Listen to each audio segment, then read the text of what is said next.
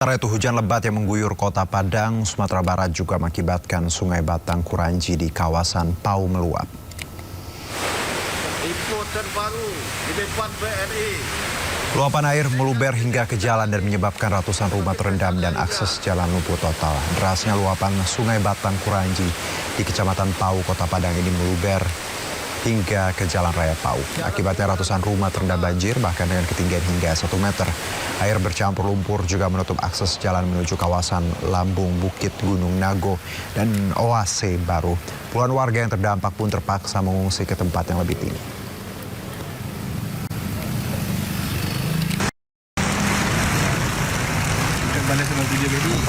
Dan ini pemirsa adalah perumahan mewah Lumin Park di kawasan Lubuk Minturun, Sumatera Barat juga tak terhindarkan dari bencana banjir bandang. Terlihat mobil bertumpuk.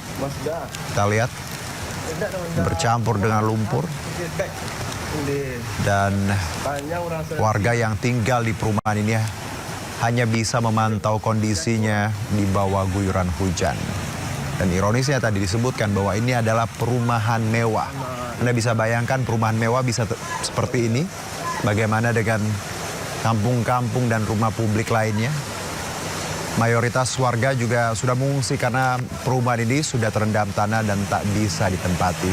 Warga belum bisa kembali untuk membersihkan rumah karena hujan masih terus turun dan banjir longsor susulan mungkin saja bisa terjadi.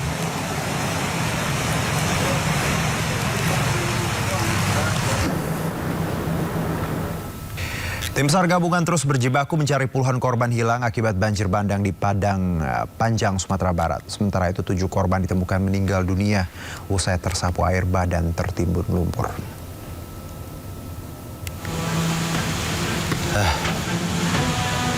Tim SAR gabungan terus berjibaku mencari korban banjir bandang di Padang Panjang, Sumatera Barat. Petugas mengerahkan sejumlah alat berat untuk mencari korban yang hanyut maupun tertimbun lumpur akibat terjangan air bah Rabu malam. Dalamnya lumpur, banyaknya bebatuan dan kayu mengakibatkan petugas kesulitan mencari korban. Selain itu, hujan deras dan angin kencang juga turut menghambat proses evakuasi. Pemerintah Kota Padang Panjang sudah menerapkan situasi tanggap darurat bencana selama 14 hari. Ini kita sekarang untuk buka jalan dulu lewat dengan eskavator agar akses antara Padang dengan Padang Panjang terbuka. Kalau untuk warga yang terdampak itu sudah ada terdata yang konkret. Nah, warga yang terdampak hari ini kami masih mengumpulkan data dari informasi berapa kakak yang kita yang terdampak dari korban bencana. Diduga masih ada puluhan korban hilang. Adapun 7 korban ditemukan meninggal dunia dan dievakuasi ke Rumah Sakit Bayangkara. Dari Padang Panjang, Sumatera Barat, Agung Sulistyo, iNews melaporkan. Ya, pemerintah menerbangkan bantuan untuk korban banjir dan longsor di Aceh, Sumatera Utara, dan Sumatera Barat. Bantuan berupa makanan, obat-obatan, hingga peralatan evakuasi. Sesuai instruksi Presiden Prabowo Subianto, bantuan untuk korban banjir dan longsor diterbangkan melalui Lanut Halim Perdana Kusuma Jumat pagi. 4 pesawat membawa bantuan untuk para korban di Aceh, Sumatera Barat, dan Sumatera Utara.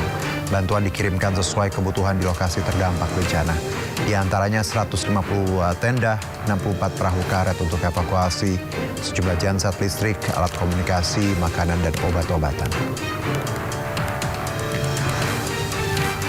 Sekitar pukul 7:30 pagi telah diberangkatkan atas instruksi langsung Bapak Presiden tadi malam kepada seluruh jajaran terkait untuk memberangkatkan pagi ini 4 pesawat, 3 pesawat Hercules, kemudian 1 pesawat A400 yang awal bulan ini tiba di tanah air untuk terbang ke 3 provinsi yang terdampak bencana.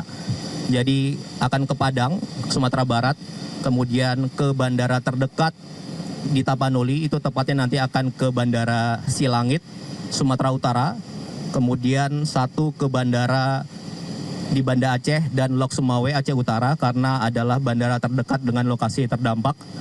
Dan atas izin Bapak Presiden dan instruksi langsung beliau, seluruh tim pagi ini kembali sudah ke sana. Jadi ini bukan yang pertama. Jadi sejak hari pertama tanggal 25 November, Bapak Presiden sudah langsung menginstruksikan kepada Bapak Menko PMK untuk mengkoordinir secara langsung terkait penanganan bencana.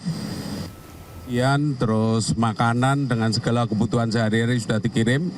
Dan kemarin kami juga melakukan rapat koordinasi dengan KL-KL terkait dan juga 3 gubernur, kemudian para bupati wali kota secara daring untuk mengupdate kebutuhan-kebutuhan terakhir yang diperlukan. Jadi yang dikirim hari ini atas perintah Bapak Presiden adalah kebutuhan yang sangat mendesak. Misalnya tadi disampaikan oleh Pak Seskap, alat komunikasi, perahu karet, kemudian genset listrik, itu hal-hal yang juga sangat diperlukan untuk supaya pekerjaan-pekerjaan tanggap darurat ini semakin efisien. Kembali bersama kami pemirsa, banjir bandang yang melanda Sumatera Utara tidak hanya menghanyutkan rumah dan material tanah.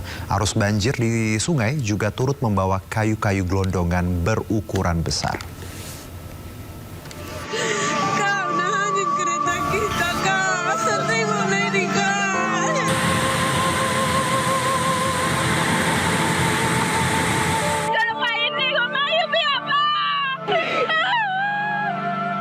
Banjir bandang di Kabupaten Tapanuli Tengah, Sumatera Utara memunculkan permasalahan serius. Video amatir kayu gelondongan besar yang terbawa arus sungai ketika banjir menuai sorotan publik. Warga meminta agar pemerintah segera menelusuri asal-usul potongan kayu tersebut, termasuk menyelidiki kondisi hutan di hulu sungai. Gubernur Sumatera Utara Bobi Nasution berjanji segera menindaklanjuti kekhawatiran mereka. Namun saat ini evakuasi warga terdampak dan bantuan logistik menjadi fokus pemerintah.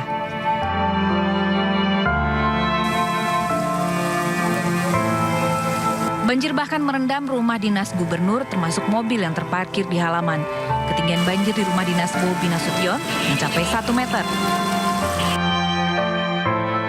Hingga Kamis 27 November, BPBD Sumatera Utara mencatat 47 orang tewas akibat banjir bandang dan longsor yang melanda 13 kabupaten kota. 9 warga masih dinyatakan hilang dan 67 orang luka.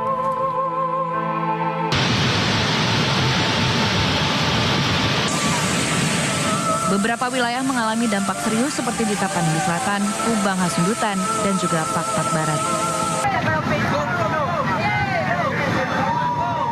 Tim Liputan iNews melaporkan. Ya, aktivis dan pengamat lingkungan menyebut deforestasi dituding menjadi biang kerok air bah dan longsor yang melanda Aceh, Sumut, dan Sumbar.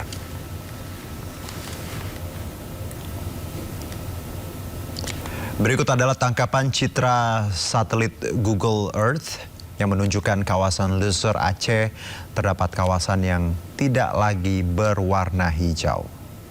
Sebagian area terlihat coklat dan sebagian lagi terlihat deretan citra pohon yang diduga menggambarkan pohon sawit.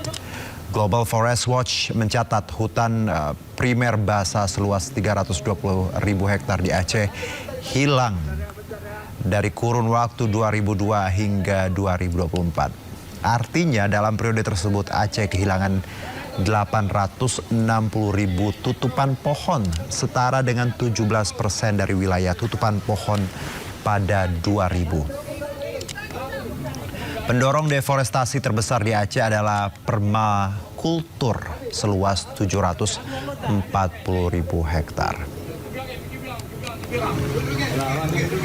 Bisa cerita ke situ, bilang jaring terus.